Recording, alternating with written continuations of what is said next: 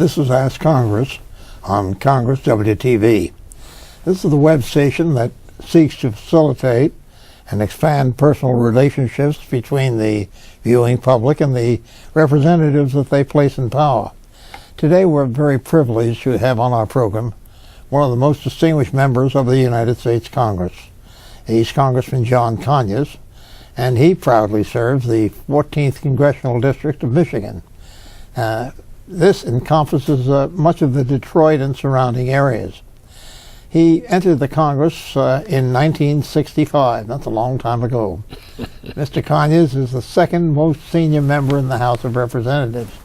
Congressman Conyers is also one of the 13 founding members of the Congressional Black Caucus and is considered the dean of that group. John Conyers sits in perhaps one of the most important positions in the Congress today. With health care debate as a focal point in legislation before the Congress, and with all of the legislative conflicts that exist, he, as chairman of the Judiciary Committee, will have a major role in determining the constitutionality of the process itself. Chairman Conyers and a colleague, we're glad to have you here today.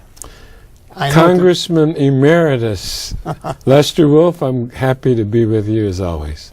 Well, you know, when I said you're the second ranking member, that we came to Congress at the same time. Same year. Sworn in the same day. Yep. Tell me, what is the status of the health care legislation right now? Well, we're waiting for a CBO report, and it's got to lay over 3 days. So it looks like there will be a vote over the weekend, and we will finally have dealt with a historic piece of legislation. I think that the president may have underestimated the enormity of the challenge that he was taking on when he called that White House summit last year and announced that we were going to make major changes in delivering health care for everybody in the country.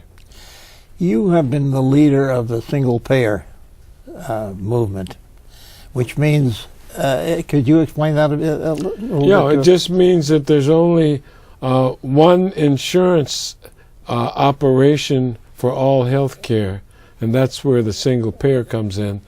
But it's to be decided under my bill, H.R. 676, by determination in the Congress and among the Health Care Commission as to whether it should be a government-run entity or whether it should be given to one of the insurance companies or whether there should be some combination of insurers that would dispense with it, but it'd be one. But it covers everybody. From the beginning. It's universal, and every country, everybody else industrially in the world has it, but us. But people have said that even the present bill, which is not as ambitious as the one that you're talking about, how do we pay for it? Easily.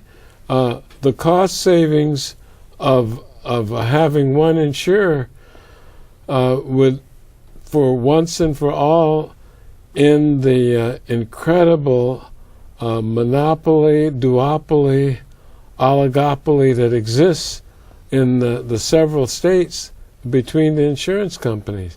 What we're really paying for are overhead, advertising costs, and executive salaries? And the salaries, and the stock dividends as well. You know, you and I came here, as I said before, at the same time. We were faced with Medicare. Exactly. And it's a parallel. It's a deja vu. What do they say? Deja vu all over again. Exactly. It was opposed virulently. It was called socialism. It was called government takeover. It was bitterly castigated. It was debated till we were almost deaf from hearing the attacks on it.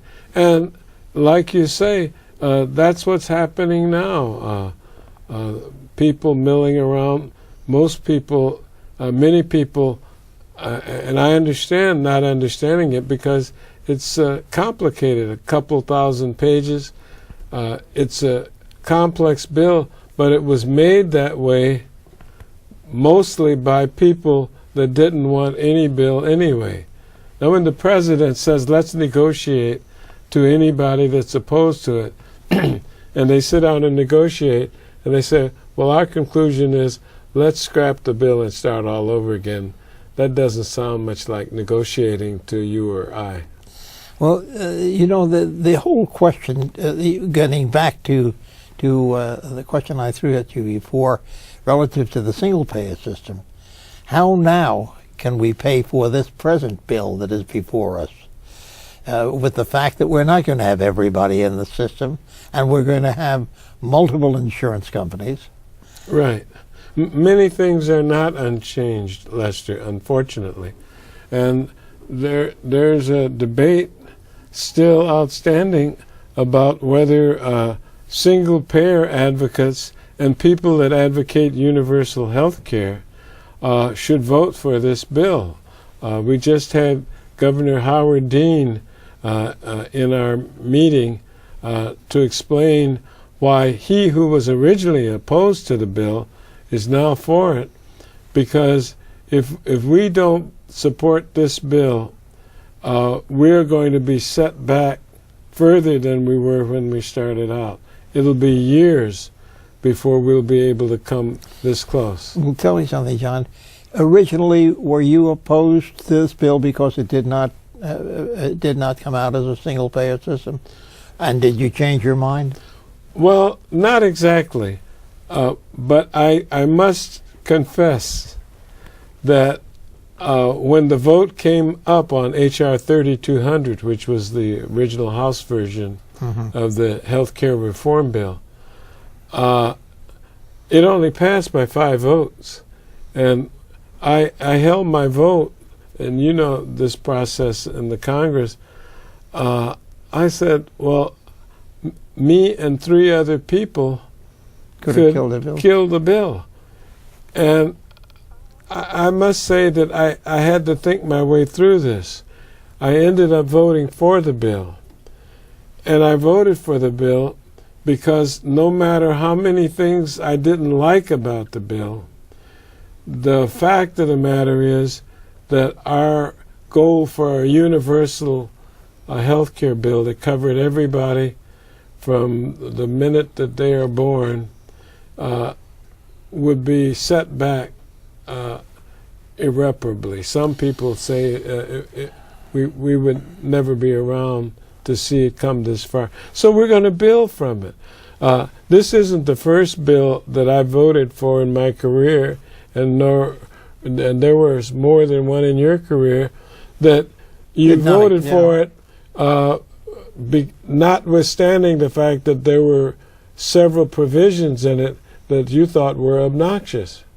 So that's what I have to do now. Tell me something. The target seems to be in this, the public protests on this seems to be against the insurance companies. Maybe if they had called this bill insurance reform, you'd have been able to do it. Maybe we got more support. Yeah, but tell me, have the insurance companies contacted you? Have they been in any way after you to continue to support the bill? No. Or be against it? No. As you know, the insurance companies are all now against the bill, and the Chamber of Commerce has poured millions of dollars into their opposition of the bill. And the K Street lobbyists now number 3 lobbyists for every member of Congress, and 3 lobbyists that are working against the passage of this bill for every single member of Congress.